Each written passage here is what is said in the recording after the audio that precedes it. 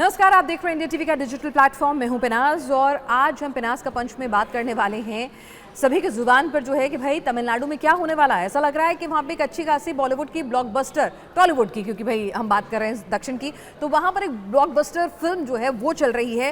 बिल्कुल फिल्मी अंदाज में विजय आते हैं, पहली पारी में स्टार परफॉर्मेंस अपनी एक ब्लॉकबस्टर हिट देते हैं, बहुमत से दूर रह जाते हैं, उसके बाद अपील करते हैं। कुछ ऐसा अनफोल्ड होती हैं चीज़ें कि वहाँ पर दो धुर विरोधी जो द्रविड़ पार्टियां हैं वो साथ आने को राजी हो जाती हैं। सोच के देखिए, डीएमके और एआईडीएमके। फिर विजय कहते हैं कि भाई मैं अपने सारे विधायकों से इस्तीफा ले लूंगा। उसके बाद फिर सस्पेंस थोड़ा खत्म होता है।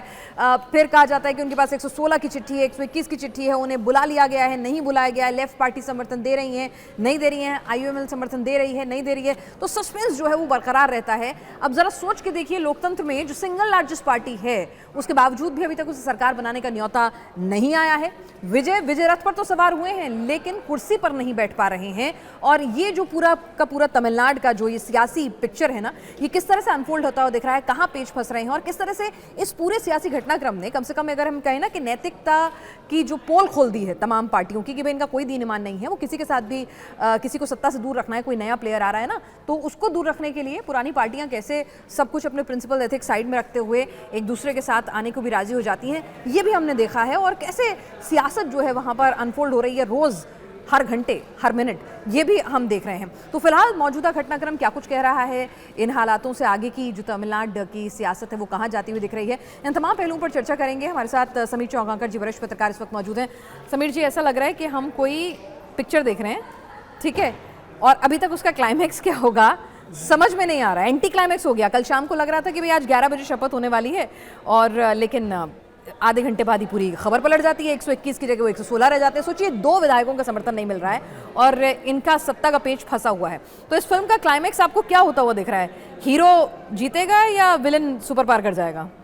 देखिए पिनाज, अगर 5 राज्यों के चुनाव जो हुए थे उसकी अगर बात करें तो सिर्फ तमिलनाडु ऐसा है जहाँ पर किसी को स्पष्ट बहुमत नहीं मिला। बाकी सभी राज्यों में सरकारों को प्रचंड बहुमत मिलकर सरकार बना ली है।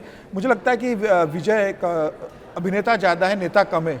अभिनेता से नेता बने और इसलिए शायद उनका बहुमत इकट्ठा करने में समय लगा।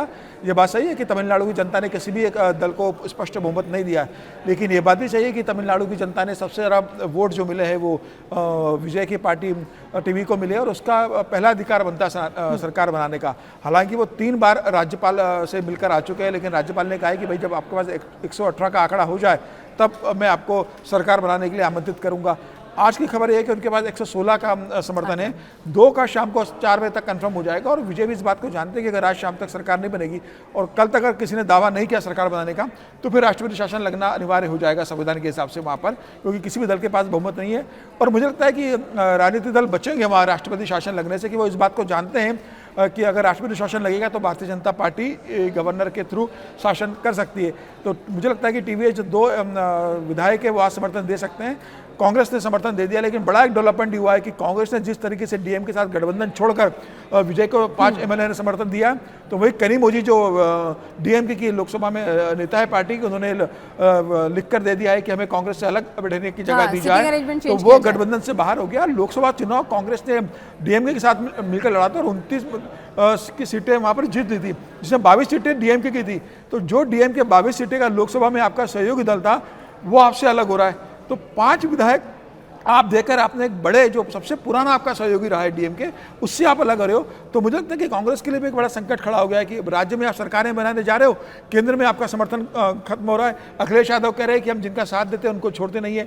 तो उन्होंने संकेत दिया है कांग्रेस को कि आपने ममता बनर्जी का बंगाल में साथ छोड़ दिया, उधर स्टालिन का छाप छोड़ दिया है। तो मुझे लग रहा है कांग्रेस के लिए दोहरा संकट है और अभी तक सरकार बन नहीं पाई है। मुझे लगता है कि शाम तक ये फैसला होगा और कल तक मुझे लगता है कि विजय का शपथ ग्रहण हो जाएगा। ठीक है सर, कांग्रेस पर भी हम बात करेंगे कि किस तरह से कांग्रेस जो है वो उसका उतावलापन कह लीजिए, उसकी मेच्योरिटी कह लीजिए, या फिर कांग्रेस की क्रेडिबिलिटी कि भाई किसी के साथ भी चले जाएंगे आप, तो ऐसे मतलब आपकी क्रेडिबिलिटी क्या है? आपको लीड करना चाहते हैं आप इंडिया अलायंस को, आप कहते हैं कि भाई हम लीडर हैं, हम सबसे पुरानी पार्टी हैं, हम सबसे बड़ी पार्टी हैं, भले ही नंबर में अपना रहे हों, और आपके सहयोगी दल क्योंकि आप पैन इंडिया पार्टी हैं आपको सम्मान भी देते हैं, भले ही नंबर्स आपके पास ना हो आपको बड़प्पन भी देते हैं, बावजूद उसके आप तमिलनाडु में डीएमके का साथ जिस तरह से एकदम एक झटके में छोड़ देते हैं, आप बात भी नहीं करते, चर्चा भी नहीं करते, आप एक झटके में छोड़ देते हैं, तो ये क्या इम्पैक्ट है?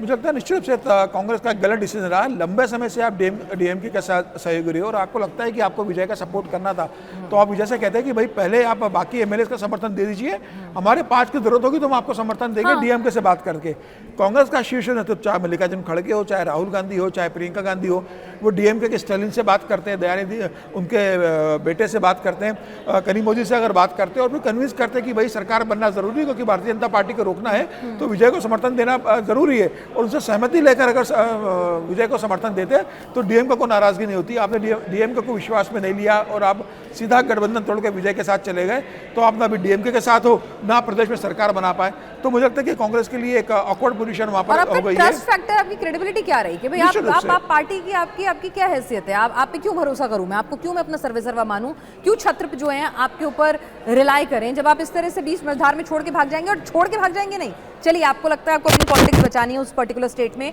पश्चिम बंगाल का एग्जाम्पल हम लें, तो भाई अगर आपको छोड़ के भागना है ठीक है, लेकिन आप इस हद तक छोड़ के भागेंगे कि आप इतना क्रिटिसाइज, जिस तरह से राहुल गांधी ने कहा कि लाने वाले आप हैं और उसमें था काटना बांटना, ये टीएमसी की प्रवृत्ति है, तो इस एक्सट्रीमिज्म तक चले जाएंगे जबकि आपको मालूम है कि वहां पर आपका स्टेट में बहुत कुछ स्टेक पर नहीं है। बिल्कुल निश्चित रूप से। फिर आप ममता बनर्जी चुनाव हारती है तो आप कार्यकर्ताओं से कहते हो कि ममता की हार का बहुत ज़्यादा खुशी मत मनाइए, तो मुझे लगता है कि राहुल गांधी तय नहीं कर पा रहे कि उनको राजनीति कैसे करना है। एक सबसे बड़ा राजनीतिक दल होने के बाद 99 आपके लोकसभा सांसद है, विपक्ष के नेता राहुल गांधी है, और आपको अभी 2029 का लोकसभा चुनाव इंडिया गठबंधन को लेकर चलना है। ऐसे में ममता बनर्जी आपसे अलग है, अखिलेश यादव आपसे अलग है, स्टालिन आपसे अलग हो गया है, महाराष्ट्र में उद्धव ठाकरे आपके साथ बहुत से बने हुए नहीं है, शरद पवार अलग रास्ता अख्तियार करने की कोशिश कर रहे हैं। ऐसे में राहुल गांधी के लिए बहुत बड़ी चुनौती है कि वो विपक्ष को कैसे साथ में लेकर चलेगा, और जब सदन में आपके सहयोगी दल आपके नहीं रहेगा तो कैसे आप लोकसभा के अंदर और राज्यसभा में भारतीय जनता पार्टी को घेरोगे। तो मुझे लगता है बड़ी चुनौती। अरविंद केजरीवाल इंडिया गठबंधन से बाहर हो चुके हैं, तो राहुल गांधी के सामने बहुत बड़ी चुनौती है। मुझे लगता है कि राहुल गांधी को इस पर पुनर्विचार करना चाहिए, और राहुल गांधी तो अभी केरल में भी सरकार नहीं बनवा पाए जहाँ उनका पूर्ण बहुमत आया है, वहाँ पर भी अभी मुख्यमंत्री के नाम पर सहमति नहीं बन रही। वो कह रहे हैं कि आप इनको बनाएंगे अपने फेवरेट को, वेणुगोपाल को, तो हम अपना समर्थन वापस ले लेंगे, तो वहाँ पर एक अलग कहानी चल रही है। बहरहाल एक बार फिर से हम विजय के पास आते हैं। सर, यहाँ पर अगर हम देखें तमिलनाडु की सियासत में एक सितारा उभरा है। 80 के दशक में ऐसा होता था कि भाई सितारा आता था, अभिनेता आते थे और बहुत थम्पिंग मेजॉरिटी के साथ नेता बन जाते थे। फिर ये ट्रेंड बदला, जयललिता के बाद, एमजीआर के बाद, करुणानिधि, उस पूरे फेज के बाद में कमल हसन आए, उसके साथ रजनीकांत आए, छोटे छोटे पैच में और चले गए, कुछ अच्छा परफॉर्म नहीं कर पाए। विजय आए और एकदम जिसे कहते हैं ना सुपर ब्लॉकबस्टर एंट्री करी है। अब भाई यहाँ पर एआईडीएमके और डीएमके जिस तरह का बिहेव कर रही हैं कि भाई अपने सारे एथिक्स, आप धुर विरोधी हैं, उसके बावजूद भी आप साथ आने को तैयार हो रहे हैं, तो आप क्या जनता के बीच में मैसेज दे रहे हैं? कई एक्सपर्ट्स कह रहे हैं, सर मैं सुन रही थी, कि अगर ये इसी तरह का एटीट्यूड रहा और दोबारा चुनाव की नौबत आई तो विजय अब की बार 150 पार जाएंगे। निश्चित रूप से मुझे लगता है कि अगर सरकार नहीं बनती और फिर चुनाव में अगर तमिलनाडु जाता है तो ये तय है कि विजय, मुझे लगता है कि 2/3 मेजोरिटी के साथ लौटेंगे, और सबसे बड़ा नुकसान इसका एआईडीएमके और डीएमके को उठाना पड़ेगा। ये भी चर्चा आ रही है कि एआईडीएमके और डीएमके मिलकर सरकार बना सकते हैं। मुझे लगता है कि बाहर से समर्थन अगर ये होता है तो नदी के 2 किनारे मिलने जैसा होगा। द्रविड़ राजनीति के अंदर 2 घूर विरोधी अगर साथ में सरकार बनाने का विचार करते हैं तो ये संभव नहीं होगा, पार्टी टूटेगी इसके अंदर। और ऐसे अगर सरकार बना भी लेंगे तो किसी भी स्थिति में मुझे लगता है ये 6 और 8 महीने से ज़्यादा सरकार नहीं चलेगी, क्योंकि जमीनी स्तर पर, स्थानीय संगठन पर, जमीनी स्तर पर आप एक दूसरे के कार्यकर्ता एक दूसरे के खिलाफ लड़ते हैं। वह ऊपर के अगर गठबंधन होता है तो वह स्वीकार नहीं करेंगे, ये बहुत मुश्किल होगा। जैसे उद्धव ठाकरे ने महाराष्ट्र में कांग्रेस के साथ मिलकर सरकार बनाई, उसका खामियाजा उद्धव ठाकरे को भुगतना पड़ा महाराष्ट्र के अंदर। अगर तमिलनाडु में ऐसा होता है तो दोनों दल भुगतेंगे। लेकिन मुझे लगता है कि अभी फिलहाल विजय की सरकार बनने की संभावना मुझे ज़्यादा नजर आती है। आज रात तक उनको 2 जो विधायक कम है वो समर्थन मिलेंगे, और कोई भी विधायक, चाहे वो एआईडीएम का हो, चाहे डीएम का हो, चाहे सीपीएम का हो, चाहे वीएसके का हो, चाहे कांग्रेस का हो, या किसी भी छोटे दल का हो, वो ये नहीं चाहेगा कि तमिलनाडु फिर से चुनाव में जाए, क्योंकि कोई भी अपनी जीत को लेकर आशान्वित नहीं रहेगा।